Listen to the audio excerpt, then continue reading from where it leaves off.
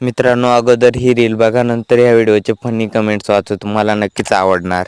नमस्कार मित्रमंडळींनो, आज मी मोदक बनवायचा प्रयत्न करतात. मोदक बनवायसाठी मीने एका पात्रात पाणी घेऊन यात मीने साखर टाकले. साखर टाकून याला हलवले. त्यानंतर मीने असे मैदा घेतले. मैदा घेऊन यात मीने जळ टाकले. त्यानंतर यात मीने भिजवलेली साखर टाकले आणि यात मीने तेल पण टाकले आणि याला मी माळू लागले.